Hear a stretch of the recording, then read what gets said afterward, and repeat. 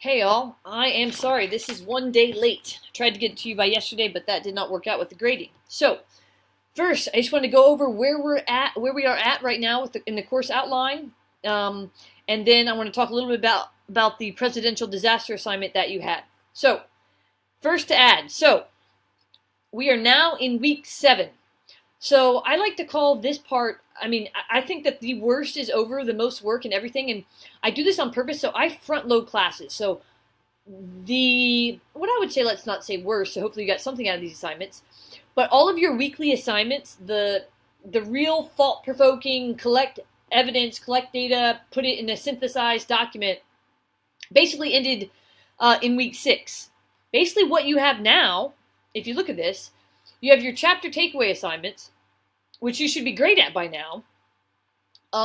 Then you have your third and final.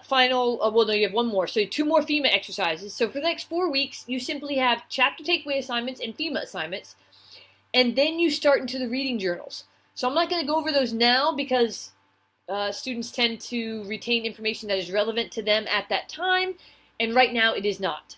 So what I'll say now before jumping into the discussion on the grades for a presidential disaster assignment, chapter takeaways, you guys. If you haven't been doing well the first 6 weeks, please just start putting in the effort. Don't turn things in at the last minute. Put time into researching a few topics that you find interesting. I'm not telling you to, again, read the article and commit it all to memory and take notes of all of it.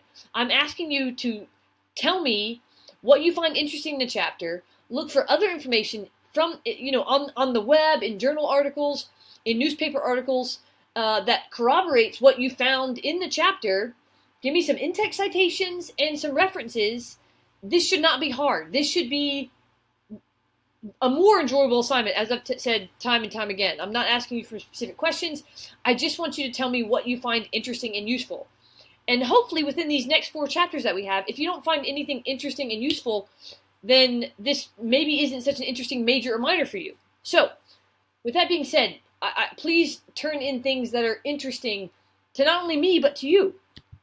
And then again, I will go into the reading journals, which are a lot like the chapter takeaway assignments, but without any of the sources. It's purely feelings and emotions and ties to real life. That's the reading journals are just that. They're just telling me what you think about the journals, or the reading.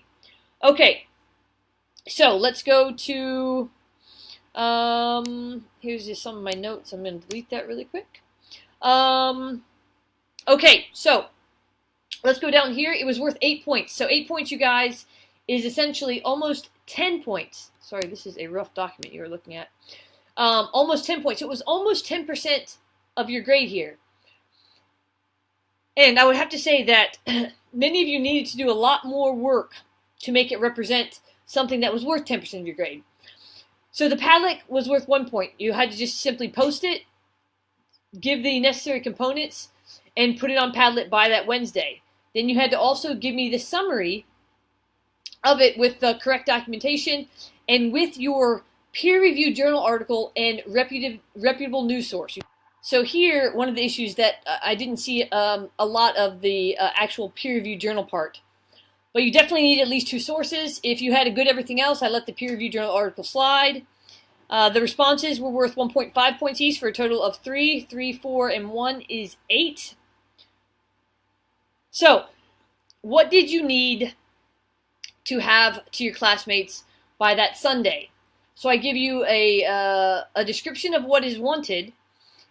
And many of you here, I don't know if this is again, waiting till the last minute or what have you, but if you were to write just 2 sentences on every question I asked here, let's see, so I had meaning read the articles that you posted and comment on the declaration in light of what you now know. So a couple sentences to that effect, like what do you know, or what do you see from this type of declaration versus another? Many of you didn't touch on that. And then what about controversy shrouding the particular disasters? And this is what should have been present in the journal articles or the newspaper articles that were presented with the declaration disaster that your peers posted. And then why or why not? So telling me why didn't you think, and for almost all of them, you guys, and this is why I have you do this assignment, is that these declarations are controversial. So if you weren't saying that there was something controversial found in the articles that you read, then you weren't really reading the articles or reading them well enough, because all of these are very controversial. And they're controversial because the question is, who should pay for them in government? Is it federal? Is it state? Is it locality?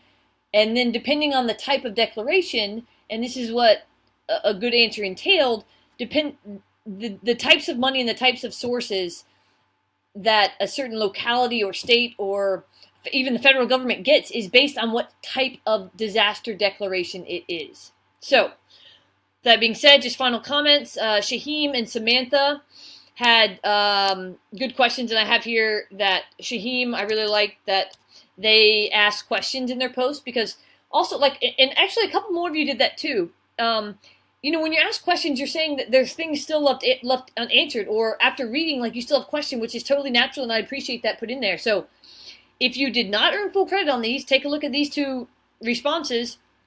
Also, I just put a note down here is, this is something that many of you might have had on there. Please review the screencast for information on grading. So there's about 40 of you in this class, and a lot of times you have kind of the same issues, the issues that I will cover in this screencast.